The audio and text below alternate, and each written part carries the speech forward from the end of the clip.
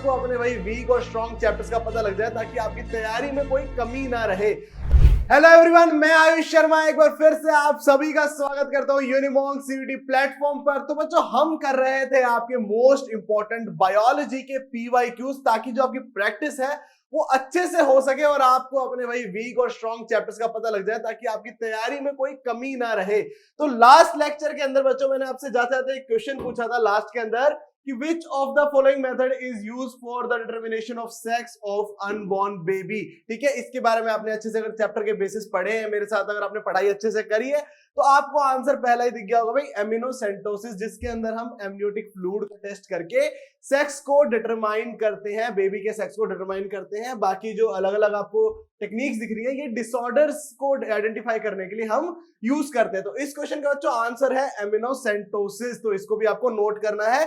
और आज हम स्टार्ट करेंगे बच्चों principle of inheritance and variation के मोस्ट इंपॉर्टेंट और प्रीवियस ईयर के पीवाईक्यूज।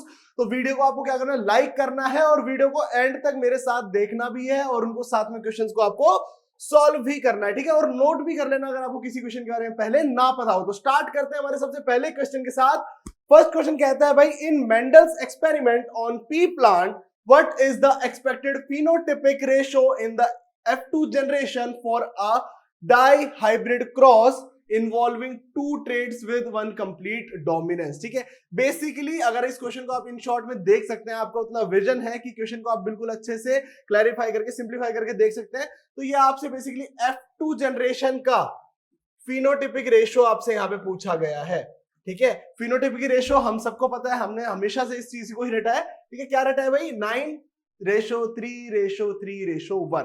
ठीक है, अगर इससे आपका जीनोटाइपिक रेशियो से कभी पूछेगा नहीं तो आपको आना चाहिए भाई किस तरीके से हम निकालते हैं। ठीक है, वो रेशियो भी आपको याद करके रखना है। चलो चलते हैं भाई नेक्स्ट क्वेश्चन के अंदर। What is the term for the phenomenon where one gene influences, ठीक है, single gene influences the expression of another gene at different locus. ठीक है, यानी कि इसमें क्या हो रहा है, अगर मान लीजिए ये आपके क्रोमोसोम का एक क्रोमेटिड मैंने यहां बनाया, ये एक जीन यहां प्रेजेंट है, ये इन्फ्लुएंस कर रहा है दूसरे क्रोमोसोम के प्रेजेंट एक जीन को, यहां पर इसको इन्फ्लुएंस कर रहा है। ठीक है, अब ये ना आपका लिंकेज है, ठीक है, ना आपका भाई कह सकते हो प्लियोट्रॉफी है। ये कौन सा फिनोमेना है जब डिफरेंट जीन आ जाते हैं और एक जीन दूसरे जीन के एक्सप्रेशन को क्या कर रहा है, अल्टर कर रहा है। तो ये फिनोमेना बच्चा आपका कहलाता है एपिस्टेसिस। तो जब तक अब तक जिस बच्चों ने ये नहीं पढ़ा था उसको नोट कर लो भाई, जो फिनोमेना है हमारा कि one gene alter the expression of another gene on different chromosome is known as epistasis। चलिए नेक्स्ट क्वेश्चन के ऊपर चलते हैं। थर्ड क्वेश्चन है हमारा, in a dihybrid cross involving two gene on different chromosomes. Basically भाई मैं क्रोमेटिड नीचे नीचे बना रहा हूं, ये दो जीन्स हैं हमारे, ठीक है, डिफरेंट क्रोमोसोम्स के ऊपर प्रेजेंट है। If one gene exhibits independent assortment, ठीक है, how many different gametes combination can be produce. ठीक है, अब कह रहा है भाई इनके अंदर अगर जो हमारे जीन्स हैं वो इंडिपेंडेंट असॉर्टमेंट शो कर रहे हैं, यानी कि जो उनके अलील्स है वो एक दूसरे से सेग्रीगेट नहीं हो रहे at the time of gamete formation, तो कितने तरीके के कॉम्बिनेशंस आपके बनेंगे, यानी कि जो दोनों जीन है वो एक दूसरे से सेग्रीगेट नहीं हो रहे, एक साथ ही इनहेरिट हो रहे हैं। तो इसका मिनिमम है जितने आपके अलील पेयर है भाई, दो अलील इसके होंगे दो अलील इसके होंगे, ठीक है, तो उतने ही आपके कॉम्बिनेशन बन जाएंगे गैमेट्स के। बिल्कुल सिंपल क्वेश्चन है, जहां भी आपको दिख जाए भाई इंडिपेंडेंट असॉर्टमेंट हो रहा है और आपसे पूछ ले भाई कितने भाई क्रोमोसोम्स के हमारे डिफरेंट डिफरेंट गैमेट्स के कॉम्बिनेशन बनेंगे, तो सिंपल आपको जितना उनका अलील का नंबर हो उस पे आपको टिक करना है। ये शॉर्ट ट्रिक बता रहा हूं, इसको भी नोट कर लो। चलो चलते हैं नेक्स्ट क्वेश्चन के ऊपर। ठीक है, इन द फोर्थ क्वेश्चन कहता है भाई, in the ABO blood group system which of the following represents the genotype of an individual with blood types AB। Basically blood type पूछा, आपको पता है भाई AB किसके अंदर होगा, IA IB के अंदर, जिसके अंदर हमारे A और B के दोनों के एंटीजेंस प्रेजेंट होते हैं। ठीक है, यही कंडीशन होती है जो आपकी कोडोमिनेंस शो करती है। ठीक है, बाकी इसका ब्लड ग्रुप क्या होगा ये भी आपको पता होना चाहिए, A ब्लड ग्रुप होगा, इसका क्या होगा ओनली B होगा, इसका क्या होगा O ब्लड ग्रुप होगा। ठीक है, ब्लड ग्रुपिंग के भी आपको पता होनी चाहिए एलिलिक पेयर्स किस तरीके से बनते हैं। चलिए नेक्स्ट क्वेश्चन के ऊपर चलते हैं। What is the phenomenon where a single gene influences multiple phenotypic traits? A single gene influences multiple phenotypic traits, यानी कि एक जीन है, ये एक एक्सप्रेशन नहीं दे रहा, एक से ज्यादा एक्सप्रेशन शो कर रहा है। इस फिनोमेना को क्या कहते हैं, फिलियोट्रॉफी। इस पे ज्यादा टाइम वेस्ट नहीं करेंगे, जल्दी जल्दी हमारे सभी क्वेश्चंस को कवर करना है भाई। चैप्टर को हमें मिनिमम बस 2 वीडियो के अंदर कंप्लीट करना है। 2 वीडियो के अंदर हमें आपको सारे जो इंपॉर्टेंट क्वेश्चंस हैं, जो रिपीट हो रहे हैं, जिन्हीं से रिफ्रेश होकर आपके क्वेश्चंस बन रहे हैं, वो सभी टॉपिक के क्वेश्चंस हमें कवर करने हैं। तो 6th क्वेश्चन पे हम आ गए हैं भाई। In a test cross involving a heterozygous individual, suppose heterozygous individual capital small है, हमने ले लिया है, ठीक है। What is the expected phenotypic ratio? Expected phenotypic ratio क्या होगा टेस्ट क्रॉस का? टेस्ट क्रॉस में हमें पता है किसके साथ क्रॉस करवाते हैं, होमोजाइगस रिसेसिव के साथ क्रॉस करवाते हैं। तो यहाँ पे फिनोटाइपिक रेशियो पूछा है भाई, क्या आएगा? ठीक है, देखो सबसे पहला क्रॉस, ये भी क्या बनेगा हमारा, हेटेरोजाइगस, ठीक है। दूसरे क्रॉस में क्या आएंगे हमारे, दोनों होमोजाइगस रिसेसिव। तो यहां पे आपको रेशो कौन सा मैच कर रहा है हमारा भाई, 1:1, ठीक है। ये वाला रेशो हमारा मैच कर गया भाई। 2 ही हमारे हेटेरोजाइगस बन रहे हैं और 2 ही हमारे होमोजाइगस बन रहे हैं। तो इसका आंसर हो गया बच्चों यहाँ पे बी। चलो नेक्स्ट क्वेश्चन पे जल्दी, ठीक है। और क्वेश्चन समझ में आ रहे हैं, आंसर अच्छी समझ में आ रहे हैं, तो आपको वीडियो को लाइक करना है। कोई बच्चा बिना लाइक किए, बिना कमेंट किए नहीं जाएगा। और वीडियो पॉज करके जल्दी जल्दी अपने भी आंसर कमेंट के अंदर लिखो, ताकि मैं देख सकूं कितने बच्चे हैं जिन्होंने मुझसे पहले ही इनके आंसर्स सॉल्व किए, किनकी तैयारी कितनी अच्छी है, जल्दी जल्दी बताओ कमेंट सेक्शन के अंदर। 7th क्वेश्चन है भाई, if 2 genes are located on the same chromosome and rarely assort independently, what term describes their inheritance? Basically अगर कोई भी 2 जीन है, क्लोजली प्रेजेंट है, ये देखो जीन 1 है और ये जीन 2 है, ये क्लोजली प्रेजेंट है और रेयरली असॉर्ट हो रहे हैं, यानी कि गैमेट फॉर्मेशन टाइम पे सेग्रेगेट बहुत ही रेयर चांसेस है वो हो रहे हैं। तो इन दोनों जीन्स के बीच में कौन सा रिलेशन है, ठीक है। इस रिलेशन को हम क्या कहते हैं, लिंकेज। ये दोनों लिंक्ड जीन्स हैं। ऐसे जीन्स को हम क्या कहते हैं, लिंक्ड जीन्स, ठीक है। बेसिक्स आपको सभी क्लियर रखने हैं, ठीक है। टर्म्स आपको सभी क्लियर रखनी है, टॉपिक सभी आपको क्लियर रखने, भाई क्या क्या होता है, तभी आप एमसीक्यूज के अंदर अच्छा कर पाएंगे, तभी आप मेरे साथ मिलकर अच्छे से अपनी जो तैयारी है वो अच्छे से कर पाएंगे, ठीक है। तो इस फिनोमेना को बच्चों हम कहते हैं लिंकेज, जहां पे दोनों जीन्स लिंक्ड होते हैं और एक साथ क्या होते हैं, इनहेरिट होते हैं, असॉर्ट नहीं होते, ठीक है। चलिए 8th question, in complete dominance, in incomplete dominance what is the phenotypic ratio of the F2 generation resulting from a cross between heterozygous individuals? ठीक है। अब आपसे भाई F2 जनरेशन पूछ ली गई है इनकम्प्लीट डोमिनेंस की। भाई हमें पता है F2 के अंदर क्या होता है। देखिए F2 जनरेशन का बेसिक मोटा मोटा याद रखा करो, कहीं भी आपसे पूछा जाए। F2 जनरेशन के अंदर आपके डोमिनेंट कैरेक्टर भी शो होते हैं, आपके रिसेसिव कैरेक्टर भी शो होते हैं, और आपके जो इंटरमीडिएट होते हैं वो वाले एलीलिक पेयर्स भी शो होते हैं, ठीक है। ये चीज आपको याद रखनी है। F1 में क्या होता है, अगर आपके होमोजाइगस पेयर्स होते हैं तो उसमें से कौन सा शो होता है, जो डोमिनेंट होता है, या फिर उसका इंटरमीडिएट फॉर्म हो जाता है। बेसिकली हम इस तरीके से कह सकते हैं, एक्सप्रेस कौन सा होता है, डोमिनेंट। बट इनकम्प्लीट में क्या होता है, उसका बच्चों क्या बन जाता है, इंटरमीडिएट बन जाता है। अब F2 के अंदर जब हम इंटरमीडिएट को क्रॉस कराएंगे तो उसके दोनों तरीके के पेयर्स बनेंगे भाई, रेड वाला भी बनेगा, व्हाइट वाला भी बनेगा, और इन दोनों का इंटरमीडिएट जो हमारी F1 जनरेशन में बना था वो क्या था, पिंक कलर फ्लावर, ठीक है। अगर स्नैपड्रैगन डॉग फ्लावर का अगर हम एग्जांपल ले तो पिंक कलर का फ्लावर, ठीक है। तो इधर से पता लग गया भाई F2 जनरेशन के अंदर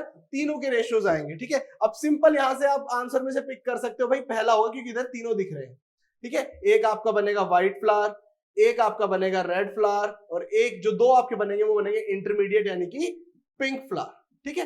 इस तरीके से आपको अपनी क्वेश्चन की अप्रोच रखनी, जिससे आपको टाइम भी कम लगे, आप क्वेश्चन को जल्दी से जल्दी सिंप्लीफाई कर पाए, ताकि आपका टाइम वेस्ट ना हो और आप जल्दी आंसर करके भाई एग्जाम हॉल से बाहर निकल सके, और एक्यूरेसी भी इसके साथ आपकी क्या होगी, इंक्रीज हो जाएगी, ठीक है। एलिमिनेशन मेथड कहते हैं इसको, जो गलत आंसर है उनको पहले एलिमिनेट कर दो।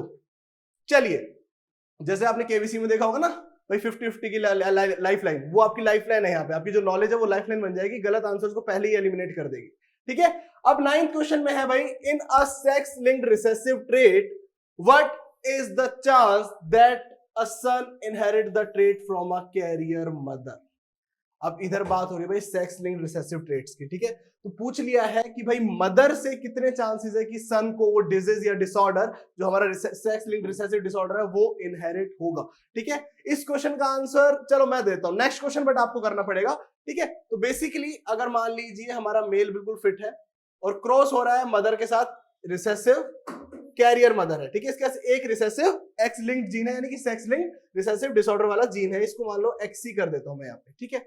अब यहां से सन प्रोजेनी के बारे में पूछा है, ठीक है। पहली पॉपुलेशन देखिए क्या आ रही है, एक कैरियर फीमेल आ रही है और एक हमारी नॉर्मल फीमेल आ रही है, ठीक है। दूसरी देखिए, दूसरी में क्या है भाई, एक हमारे पास सन आ रहा है जो कि क्या है, ये डिसऑर्डर से ग्रस्त है, यानी कि उसको डिसऑर्डर है, और दूसरा क्या आ रहा है हमारा नॉर्मल सन इंडिविजुअल, यानी कि मेल इंडिविजुअल आ रहा है। तो यहां से क्या हुआ, एक ही इन 4 प्रोजेनी में से सिर्फ एक ही जो सन था उसको क्या था, डिसऑर्डर था, सेक्स लिंक्ड डिसऑर्डर था।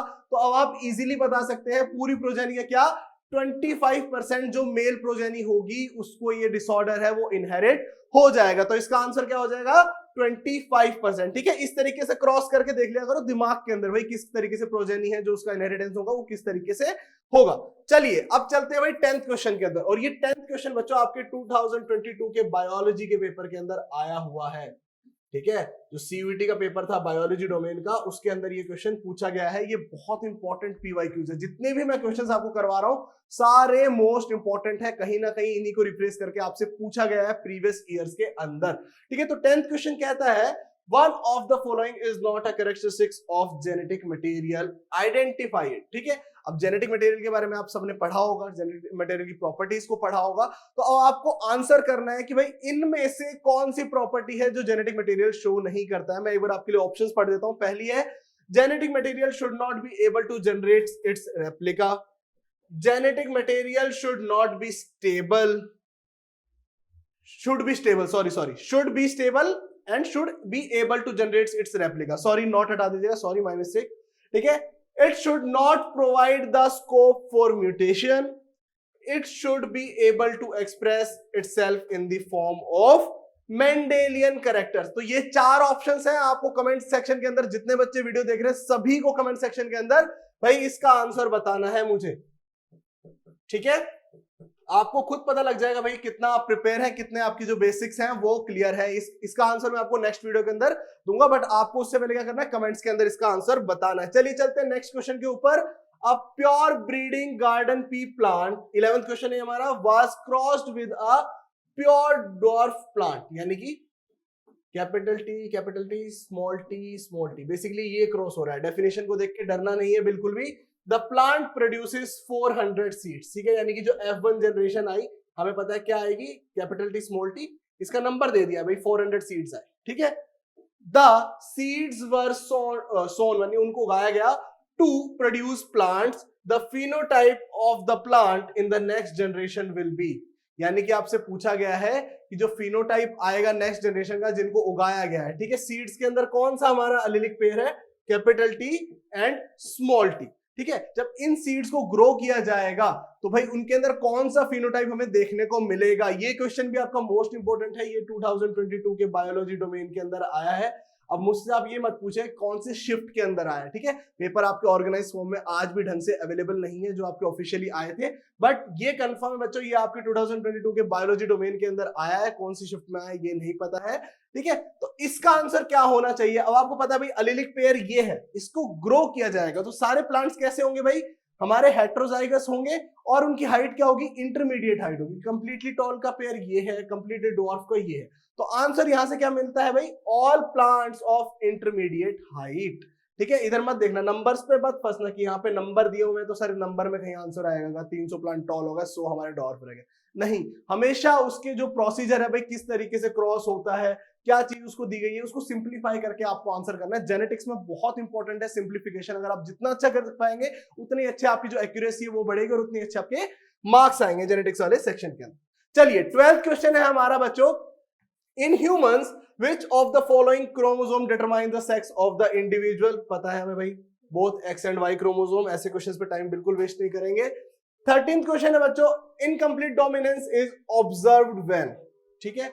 इनकम्प्लीट डोमिनेंस की बेसिकली आपसे पूछ लेंगे भाई कब ऑब्जर्व होती है, ठीक है। पहला ऑप्शन है one allele is completely dominant over another, बिल्कुल गलत, इनकम्प्लीट नहीं होगा, फिर डोमिनेंस ही हो जाएगा।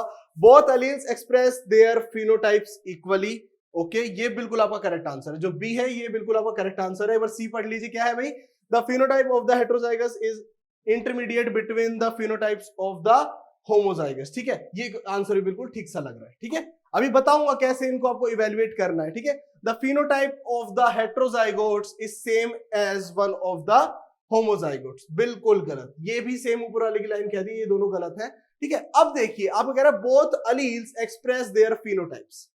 अगर दोनों ही एलील्स अपने फिनोटाइप्स को एक्सप्रेस करेंगे तो आपको ये नहीं लगता कि जो फ्लावर कलर है वो दोनों ही देखने को मिलेंगे। अगर रेड कलर का फ्लावर है तो वो भी मिलेगा, व्हाइट कलर का फ्लावर है प्रोजेनी में वो भी मिलेगा, बट उधर इनकम्प्लीट डोमिनेंस कहां हुआ? तो इस वजह से जो ये आपका सेकंड ऑप्शन है बच्चों ये भी गलत हो जाता है। ये सुनने में सही लगता है बट ये गलत है। इसको इवेल्युएट करेंगे जब आप डोमिनेंस और रिसेसिव के ऊपर तो ये नहीं आएगा इनकम्प्लीट के बीच में। यहाँ पे बात हो रही है जहां पे डोमिनेंस भी कंप्लीट ना हो और रिसेसिवनेस भी कंप्लीट ना हो, जो इंडिविजुअल है वो इंटरमीडिएट एक्सप्रेशन का है, इंटरमीडिएट फिनोटाइप का है। तो इसलिए इसका जो सी ऑप्शन है बच्चों यहाँ पे बिल्कुल करेक्ट आंसर निकल के आता है। क्या है? The phenotype of the heterozygote is intermediate between phenotypes of homozygote. ठीक है, इसीलिए जो रेड और व्हाइट कलर के हमारे डॉग फ्लावर के प्लांट्स होते हैं, उनके फ्लावर होते हैं, ठीक है, उनका जो इंटरमीडिएट आता है इनकम्प्लीट डोमिनेंस जो शो करता है वो बच्चों पिंक कलर का। ठीक है, इन दोनों का मिक्स्ड एक्सप्रेशन होता है बेसिकली, इस तरीके से आप समझ सकते हैं। चलो 14th क्वेश्चन पे आते हैं भाई, which of the following genetic disorder is caused by dominant allele. अब यहां बच्चे फंस जाते हैं, ये तो नहीं पढ़ा हमने, तो रिसेसिव वाले पढ़े, सेक्स लिंक भी रिसेसिव पढ़े, ऑटोसोमल भी हमने सारे रिसेसिव पढ़े, डोमिनेंट वाला कौन सा आ गया? ठीक है, कुछ एक्सेप्शनल क्वेश्चंस होते हैं जो आपसे पूछे जाते हैं और ये क्वेश्चन भी बच्चों आपसे पूछा गया है। इसका सिंपल सा आपका आंसर है, ये आपको पता है एलिमिनेट हो जाएंगे। ये तीनों तो हमारे क्या है भाई?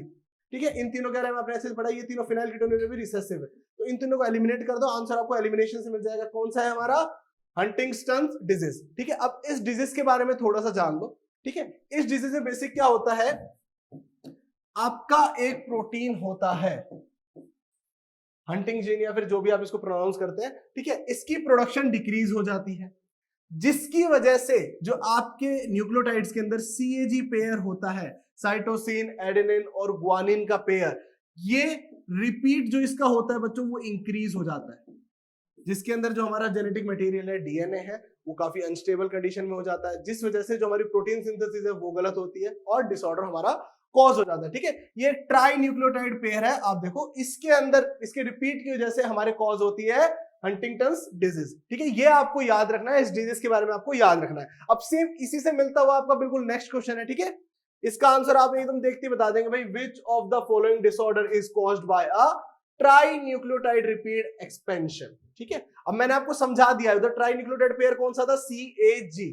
ठीक है, अब बच्चे डर जाते हैं भाई कौन सी डिजीज है, हमने पढ़ा ही नहीं इसी चीज के बारे में, किस में पेयर आएगा, सभी में न्यूक्लियोटाइड ही गलत होते हैं, तभी डिसऑर्डर कॉज होता है, प्रोटीन सिंथेसिस ढंग से नहीं होती। बच्चा यहाँ पे कंफ्यूज हो जाता है, बट अगर आपने ढंग से पढ़ा है, ठीक है, आपने पढ़ा है भाई हाँ हंटिंगटन्स के अंदर ये 3 न्यूक्लियोटाइड्स के पेयर होते हैं, इनका रिपीट इंक्रीज हो जाता है, इसीलिए डिजीज कॉज होते हैं, तो आप देखते ही आंसर को टिक कर देंगे कि भाई इसका आंसर है हंटिंगटन्स डिजीज। ठीक है, इतना बस आपको करना है, अपने दिमाग से जितने भी डाउट्स हैं उनको निकालना है। कैसे निकलेंगे भाई? जब आप बेसिक्स को बार बार रिपीट करेंगे, उनका रिवीजन करेंगे और उनसे रिलेटेड मेरे साथ इधर मिलके क्या करेंगे, क्वेश्चन सॉल्व करेंगे। ठीक है, तो आज के लिए ये थे बच्चों आपके टॉप 15 क्वेश्चन फ्रॉम जेनेटिक्स, यानी कि आपकी principle of inheritance and variation. Next video के अंदर हम और इसके 15 to 20 इंपॉर्टेंट क्वेश्चन, जिससे आपका जो पूरा चैप्टर है, जो आपका principle of inheritance and variation है, वो पूरा चैप्टर आपका कवर हो जाए, एक एक टॉपिक आपका कवर हो जाए, वो क्वेश्चंस और करेंगे। तो नेक्स्ट वीडियो तक कीप वेटिंग। ठीक है, और आंसर जरूर करना है, जो मैंने आपसे 10th क्वेश्चन पूछा है बच्चों उसका आपको आंसर करना है। और अगर वीडियो पसंद आई क्या करना है, वीडियो को लाइक करना है, कमेंट करना है अपने आंसर्स को और अपने डाउट्स को भी, और अपने सभी दोस्तों के साथ शेयर करना मत भूलना जो बायोलॉजी डोमेन के लिए प्रिपेयर कर रहे हैं। और ऐसे ही मजेदार वीडियोस के लिए subscribe to Unimonks. Thank you so much.